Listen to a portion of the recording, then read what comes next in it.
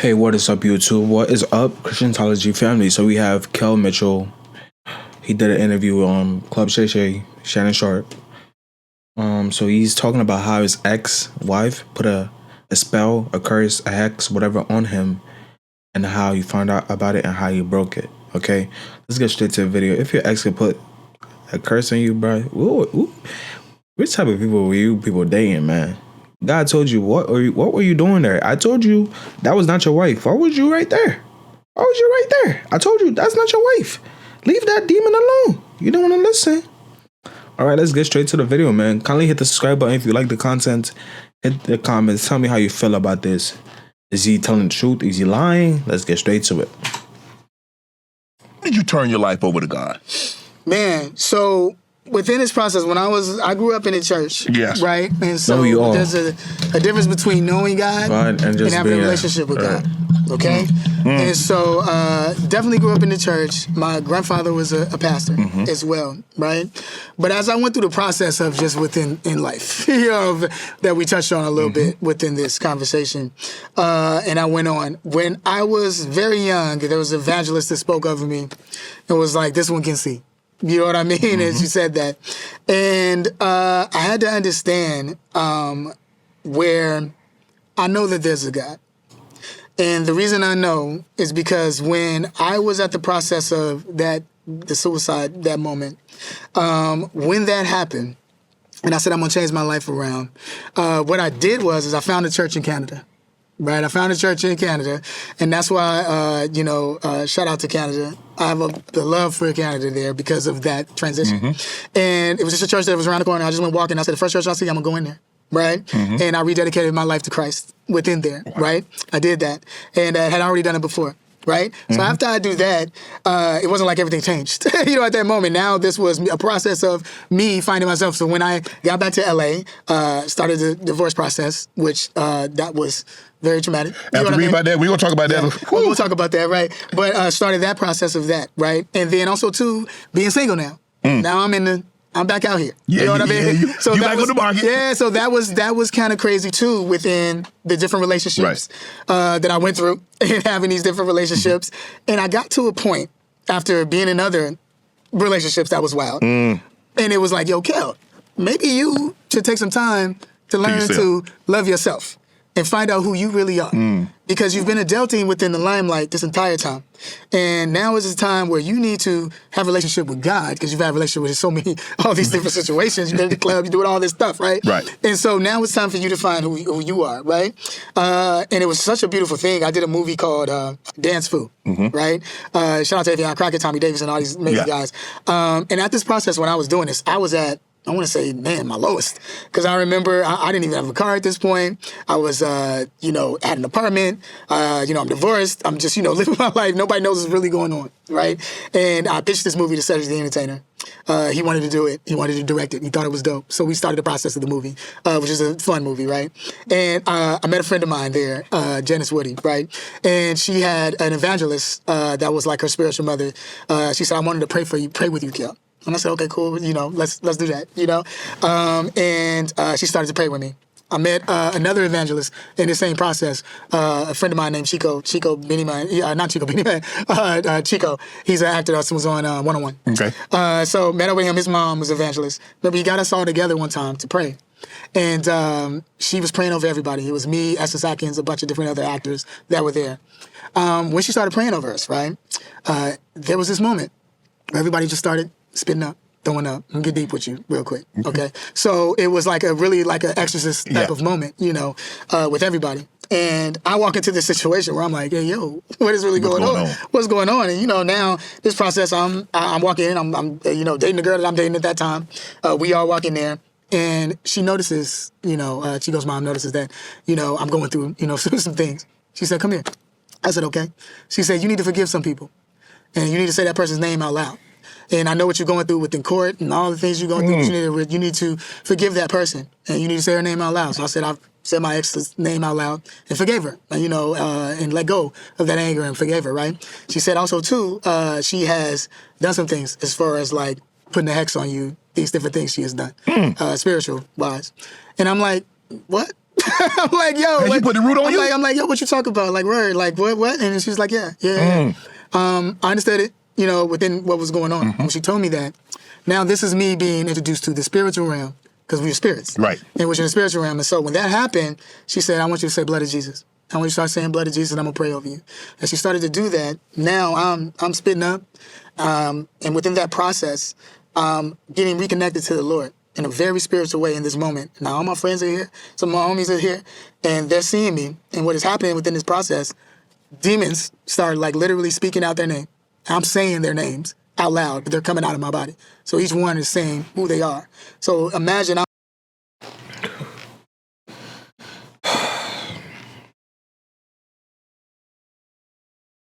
But even before I was even like a real Christian, I would never even date a witch. I would have never dated a witch. Like, what the freak? Man, some of you men are freaking horny, bruh. You that horny that you want to date a witch. I'm not scared of a witch, but like, why would you want someone that's playing with Satan in Satan's playground? I wouldn't want nobody like that around me at all. Bro, like, if God's wrath is coming down, I'm finna burn, boy. I'm finna burn, because now I'm close to that person that's calling on Satan, worshiping Satan, talking to Satan, doing what Satan wants, doing Satan will. Like, I wouldn't want to be near nobody like that.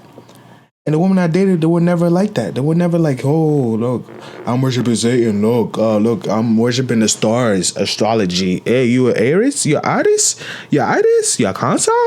No. Get that nonsense away from me. Even though I was living in sin, I was doing what I wanted. Like, nah, bro, I wasn't gonna date no freaking Christian. Not Christian. No, witch. No witch. And even though I wasn't even trying to date a Christian, because, a Christian was actually trying to, like, help you out. But, like, hey, I don't want help. I'm sending. Leave me alone. I'm sending. I want to send. Leave me alone. Right? So I wasn't even dating a Christian. But I'm not dating. I dated a couple Christian. But, like, we were freaking young, bro. We weren't super serious about our faith. We weren't serious like that. We knew about God, but we didn't really have a connection with God. We didn't have a deep relationship with God. We didn't give our life to God. We didn't get baptized. We didn't call out on God. We only called out on God when we needed God, but not every day. We didn't speak to God. We didn't pray. We didn't do nothing like that. We were just lukewarm Christians or people that just said they're Christians, right? We weren't there yet, man. I'm watching this as this is happening to me. And they're literally going, I'm such and such, and my body would contort and be something totally different as this is talking, and I'm spitting out. And as this is going on, and I'm saying all this, I'm like, yo. And they all come out. Finally, I'm tired after like an hour of warring within the spirit.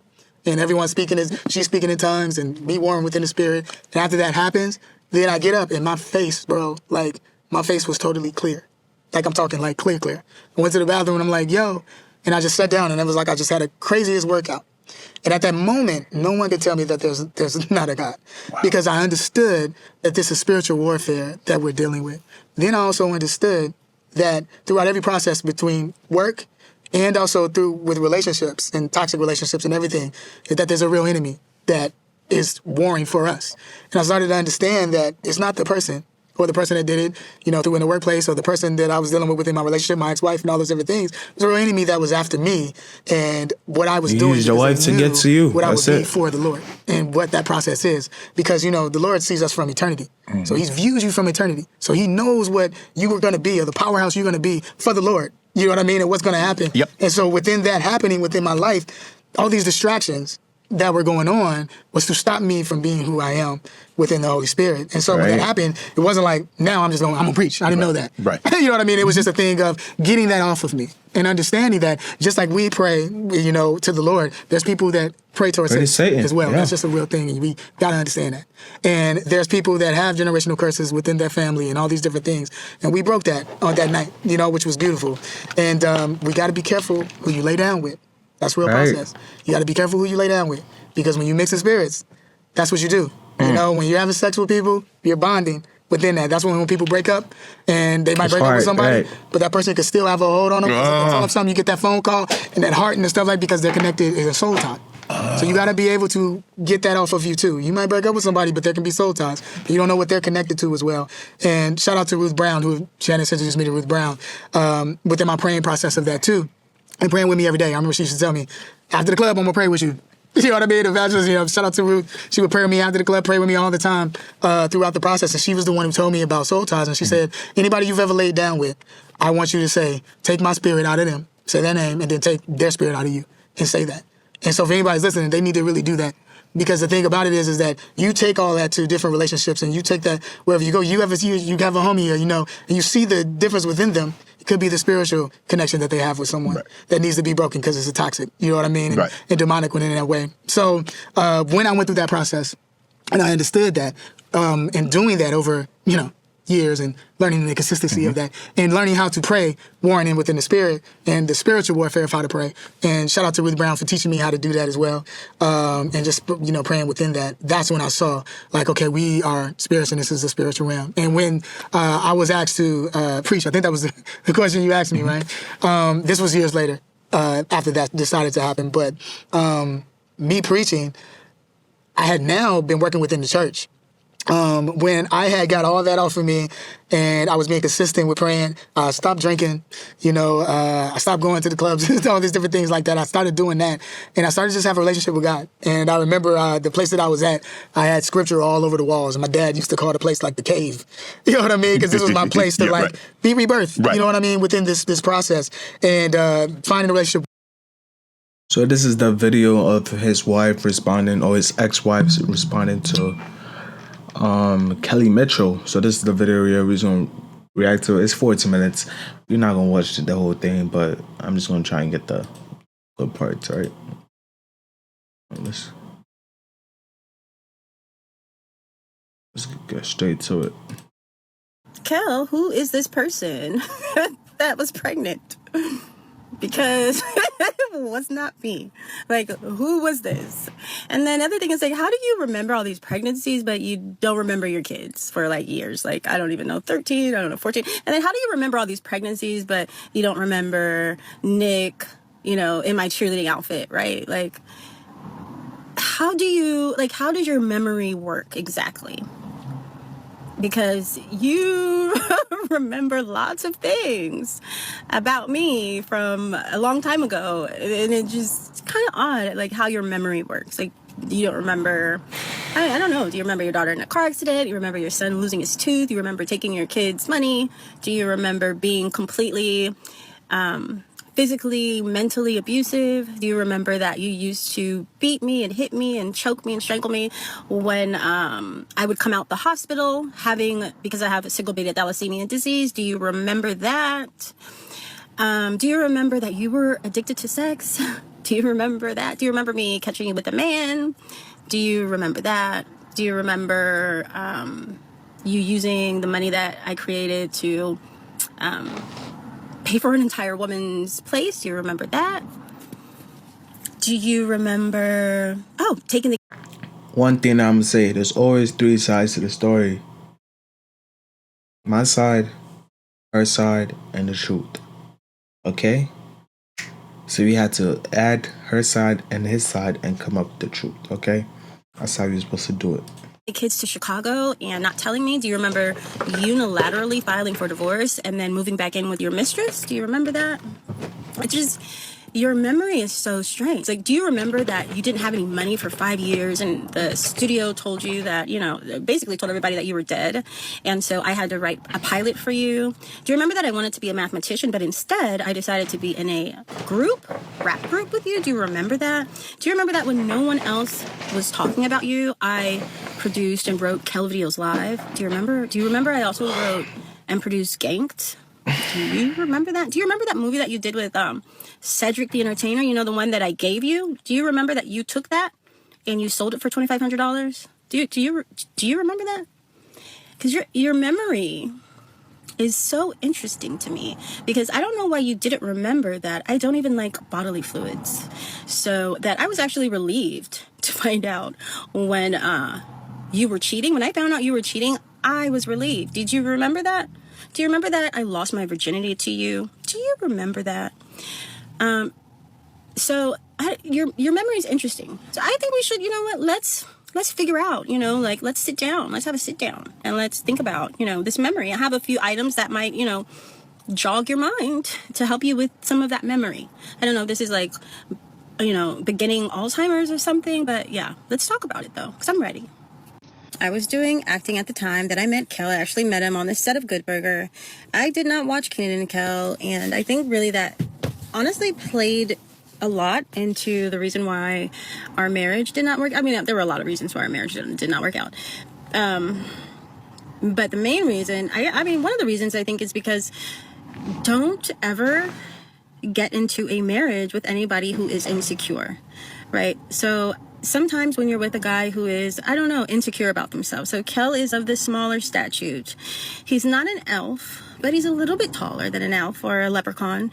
And so he always, had a little bit of insecurity about that. He didn't like his teeth. He didn't like his eyes. He had to wear these Coke bottle glasses. And he held a lot of that inside of him. Now, these are things that I did not know about him, but I will say that I thought I checked off all the boxes. I was super religious, did not have sex until I was married or planning to be married, which is why I decided to have sex with Kel. And I became pregnant the very first time we had sex, which I don't know why I didn't think was possible, but hey, I was 18. I just didn't think that's how that worked. But hey, very surprised when it did, because that is how it works. Anyway. So this man has gone on Shay Shay, Club Shay Shay, and is just on there lying. And I'm just like, I don't even know why he wants to talk about me at all. Like, I just wouldn't even mention my name if I were him, especially because he still owes me over $3 million. And it's like, dude, where's my money? And that's all I care about. But I don't know. I really don't know why he does this. I think maybe he's bored with his new family persona that he's in, because, narcissists, they like what they like, but they also like everything else. And they might not tell you exactly what they like. And that was also, very surprising for me as a young person, because I think, like, you know what, you get married, you just stay married for the rest of your life. So I figured that I had to accept Kel for who he was, because he was my husband. But along the way, I realized that there were just some things that I could not accept.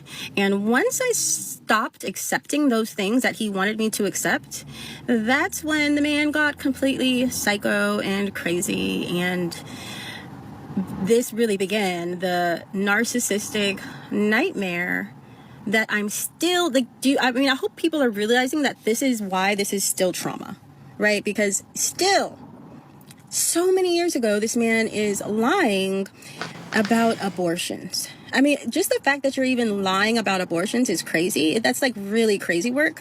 But then also to state that because of these fake abortions, or because of cheating, because of me cheating, this man said he wanted to kill himself. I mean, just think about how narcissistic that sounds, right? Another thing is, and I want to clarify this very much. In the interview, Kel is acting like, we did not want our son and it was a secret. It was not a secret. It was never a secret. We wanted our son. He's the one who wanted me to get pregnant with a son. We told everybody. Both of our parents knew as soon as we found out that we were pregnant. And so there was no sneaking around. It was not a shock. Every single person knew, and he made it a point to make everybody know. So like, that's even crazy to me, because hilarious to me is that his math. So first things first,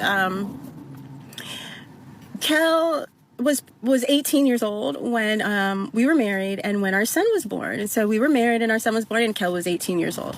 So and all of a sudden now, Kel seems to remember about how tragic it was for me in the hospital, and how tragic every single pregnancy was, because I almost died every single pregnancy. So it was a very traumatic time. But for so many years, that slipped Kel's memory. And I know he may think that the rest of the world, or, other people think like how he thinks, but, I just want to be as realistic as I possibly can. So, the very first time that we had sex, under, I think it was 17, okay? And, pregnant shortly after. okay, and had the baby shortly after, okay, and this was really shortly after Nick was in my cheerleading uniform on my bed. And I know that's crazy, right? I know that's like, you know what, I have realized that I have I don't know, Asperger's, autism, I don't know, but I know that nowadays people would think like, oh man, a guy's, you know, in his girlfriend's cheerleading outfit, you know, people would think like, why would you want to marry that guy, right? Why would you want to marry that guy? Because, you know, he might be, I don't know, you know, with the rainbows. I love rainbows, by the way. But, you know, I'm saying he might like them more than me. Who knows, you know? So, anywho. So, no, but that's not actually what I thought about. I just thought about the fact that Nick and his little balls were in my cheerleading outfit, and I was just thinking about how I was going to clean it. Could it be sanitary? Is that possible? Who the heck is Nick, bro? And has he done this before? And have I known? And just everything else went through my mind, except for the fact that possibly they were in some sort of romantic relationship, because he used to like me to wear the cheerleading outfit. So I wasn't thinking like, you know, that could have been happening, because he never told me that he was, you know, bisexual. So anywho, that's but oh, what anyway. the heck? She's talking about Nick Cannon. I just searched it up on my phone. Nick Cannon? So what? Is she saying that Mitchell was sleeping with Nick Cannon? So Nick Cannon was in her cheerleading outfit. What the freak?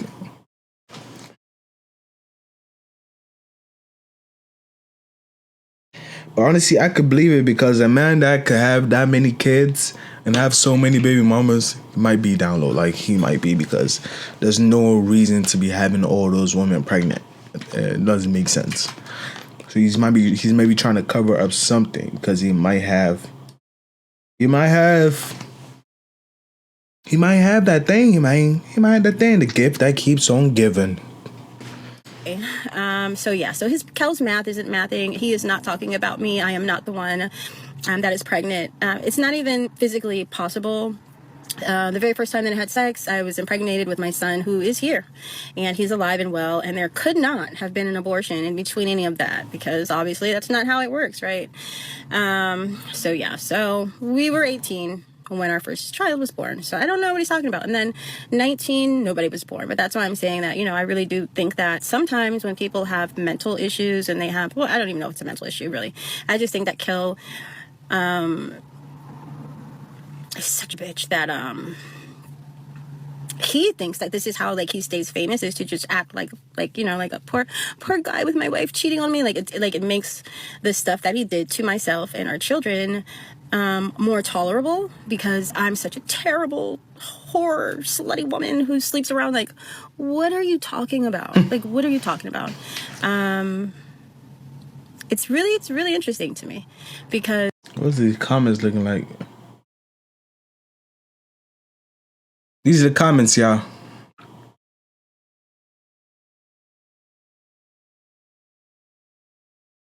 These are the comments. I'm trying to, okay. Hopefully y'all can see the comments. Notice she didn't say anything about what she did. She's obviously feels justified in cheating, textbook narcissist. If you watch this on mute and watch her eyes, you see she's nuts. She is nuts, bro, in my opinion. She looks crazy. Because of me cheating, this man said he wanted to do it himself. I mean, just think about how narcissistic that sounds. Someone who could utter those words has no business calling anyone a narcissist. Or narcissistic or whatever. Okay, 14 minutes of her being nasty and immature when all she had to say was not true. She did.